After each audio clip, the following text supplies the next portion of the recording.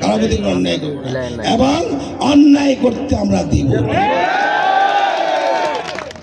আপনারা আপনাদের কথা রেখেছেন, এখন এই বিজয় ধরে রাখার দায়িত্ব আমাদের সবার, তাই না?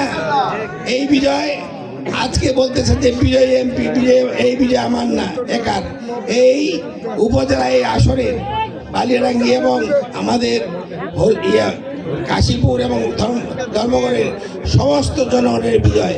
এই বিজয় মেলা সবচেয়ে ভালো হতো যদি আমি আপনাদের সবার গলায় পরিয়ে দিতে পারতাম, সেটাই হয়তো সবচেয়ে ভালো। কারণ এই বিজয়ের জন্য আপনাদের অবদান বেশি আমার চেয়ে, তাই না?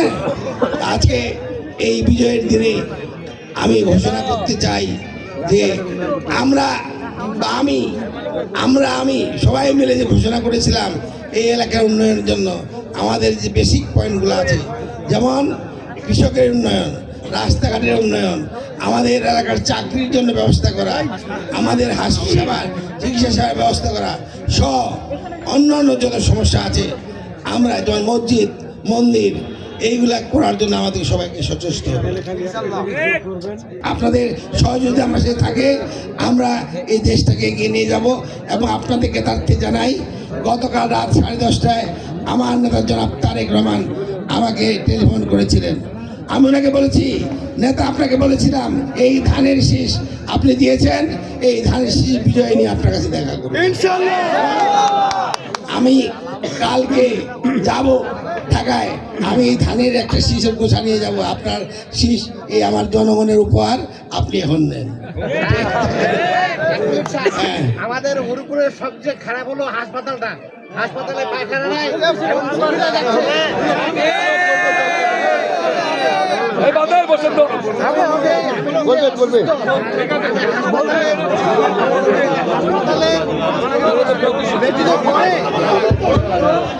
আমি নিজে অসুস্থ, প্যারালাইসিস, হাসপাতালে ভর্তি হয়ে পড়ে যায়, মাথা ফাটে গেছিল।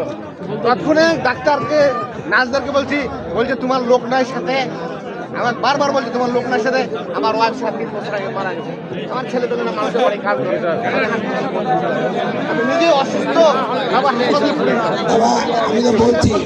আমি তো বলছি যে হাসপাতালের উন্নয়ন করা হবে, শুধু উন্নয়ন নয়, আমি বলছি এটাকে 50 থেকে 250 করা হবে।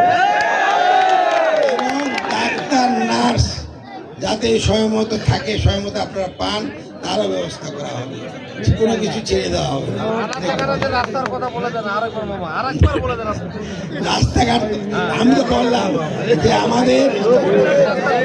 আমাদের এই এলাকার উন্নয়নের জন্য রাস্তাঘাট দরকার।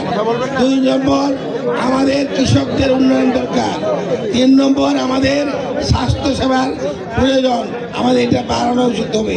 এবং কৃষকরা যাতে সহজে ঋণ পায়, সহজে কাজ করতে পারে, সেটা করতে হবে।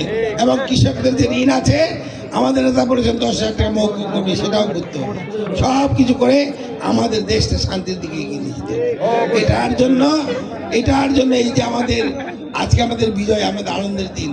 আমরা আনন্দের দিনে কাউকে আঘাত করতে চাই না, কোনো খারাপ কিছু করতে চাই না। আমরা সবাইকে নিয়ে থাকতে চাই।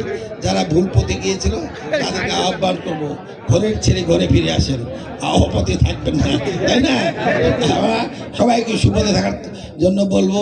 এবং এই বিজয় যাতে আমরা 5 বছর ধরে রাখতে পারি এবং সুন্দরভাবে এই দেশটাকে এবং আমাদের এলাকার উন্নয়নের জন্য ব্যয় করতে পারি, সেদিকে আপনারা সবাই লক্ষ্য রাখবেন। আমরা মানুষ ভুলভ্রান্তি হইতেই পারে, সেই ভুলভ্রান্তি আমাদের সূত্র দিতে হবে, তাই না? আমরা আল্লাহ আমাদের সৃষ্টি, আমাদের ভুলভ্রান্তি হতেই পারে, এটা যদি না হতে থাকতো তত বেশ থাকতো না। আমরা যারা ভুল করি, যাই হোক, আমরা সবাই সুস্থভাবে চলবো, সবাই থাকবো এই দেশে। আমরা 71 যেমন যুদ্ধের পর আমরা সবাই একসাথে ছিলাম, ঠিক তেমনিভাবে আমরা হিন্দু মুসলিম খ্রিস্টান বৌদ্ধ সবাই মিলে একসাথে থাকবো। আমরা কারোর প্রতি কোনো অন্যায় করবো না, এবং অন্যায় করতে আমরা দিব।